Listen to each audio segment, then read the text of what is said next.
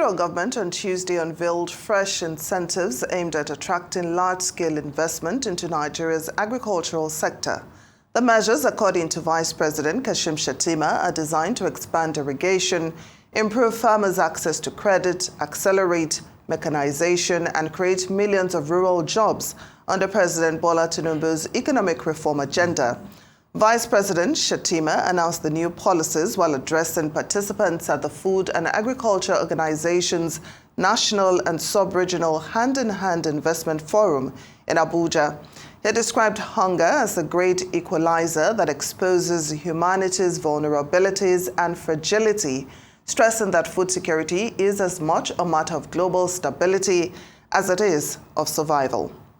Arise News analyst Dayo Sobowale joins me now to discuss this plan and how to tailor the proposed reform to attain food security and boost job creation.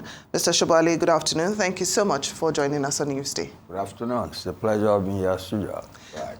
So what do you make of this plan, by the federal government to reform the agricultural sector? Are you optimistic that they will actually walk the talk, that this will not just be a plan on paper? I should be optimistic. But let me point out some flaws in the delivery by the Vice President. What he has said is a contradiction in terms. You cannot be trying to alleviate poverty and reduce hunger and be saying hunger is the great equalizer, that everybody gets hungry. That is a fallacy, and it's anti what he's trying or what government is trying to do. It is against what. So it is good food for the opposition to seize on and lambast them.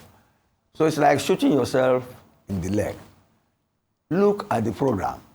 It is meant to use irrigation to improve our agriculture, to make people have access, small farmers have access to finance to do their jobs, and to provide jobs in the rural areas.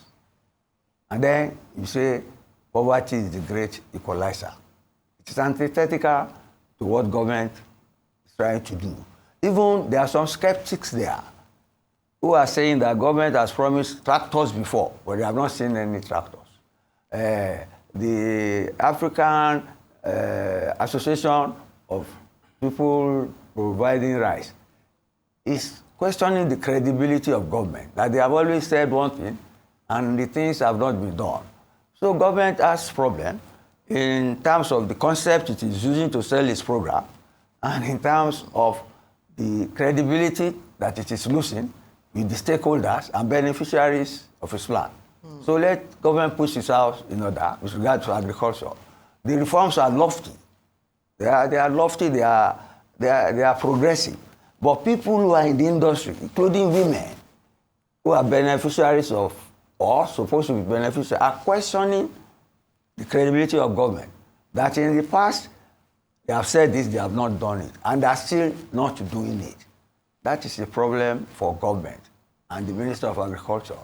Let the stakeholders, let those who will benefit from their programs have hope in them and give them credibility. Otherwise, they are just doing, how do I put it now? They are just wasting their energy and existing on the pages of newspaper and the news media.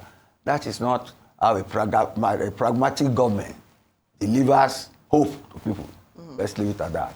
Well, very well said, but apart from a lack of credibility, what other challenges do you think could affect the implementation of this plan, and how can they be tackled?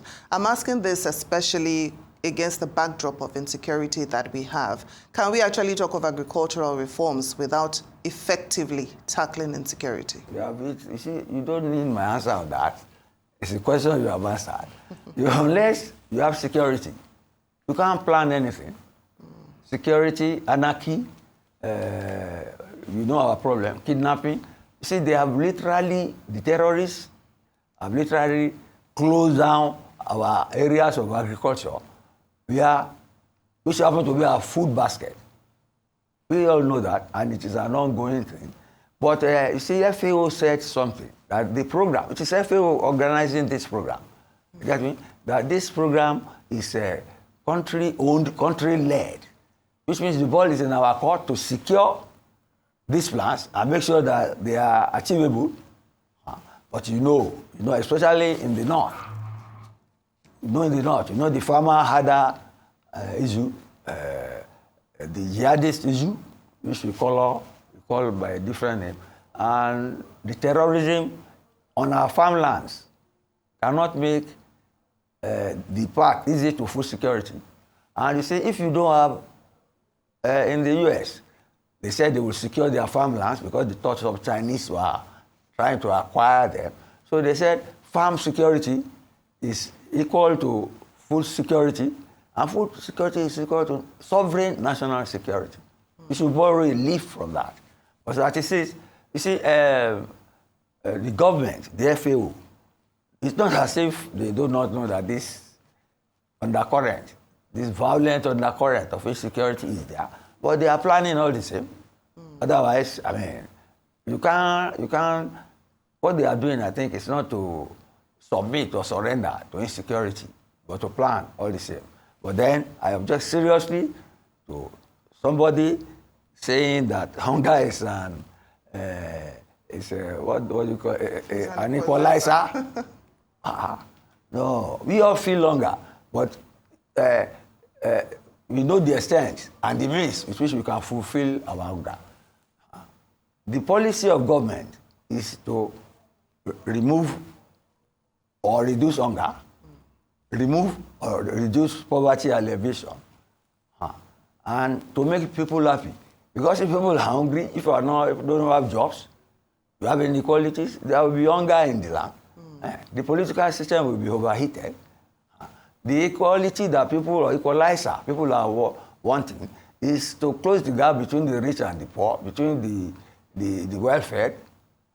Because like I said, an angry man cannot eat or play with a well-fed one. It's an African proverb. So that speech, that categorization of hunger as a equalizer is provocative to me, and they should do something about it. Let's leave it at that. So in the meantime, Mr. Sobowale, is there any sort of support that the private sector and maybe international organizations can offer in helping Nigeria achieve these agricultural reforms that it keeps talking about?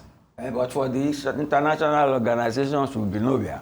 It's FAO, Food and Agriculture, the world's largest, is the one organizing this. The same thing with many of our problems, the United Nations, UNDP, and so on. But now with Trump getting messy with us and stopping funds flowing to the less developed countries, we have problems. So they have always been there for us, and I want to thank them for it. But you see, we should match their concern, get me, with patriotic zeal to make our environment secure and make sure that poverty is reduced, hunger is eliminated if possible, and malnutrition is not there. Because these are the things that make for tension, hunger and hunger. So it's up to government to put its house in order and call the Vice President and Minister of Agriculture to order on malapropism. That's what I will call it. Misuse of us to be saying that hunger is an equalizer. Then hunger is the ultimate, most provocative divider of any society. Now, earlier you talked about a lack of credibility, and you've said it repeatedly that government must put its house in order. Right. So how do they build this credibility, and then what measures do you think can be taken? They talked about creating 21 million jobs. Right. You know, what measures can be taken to ensure that these jobs that are created, when they are created, are actually sustainable and they can provide a decent standard of living for Nigerians? The answer I will give you is not original to me. It's what those stakeholders have said. Let government live up to its promises. Let government just live up to its promises. They have fine promises, fine programs, laudable programs, applauded by even FAO. But let them get to the ground. That's the solution. How do you say it? Walk the talk. Let government deliver on its promises. That's the essence of governance. Credibility. the essence of government. And in a democracy, if a government performs, you vote it in. If it does not, it is shown the door, the free and fair election. So let government deliver on its promises. That's all. Arise News analyst Dayo Sobowale, thank you so much for joining us on Newsday.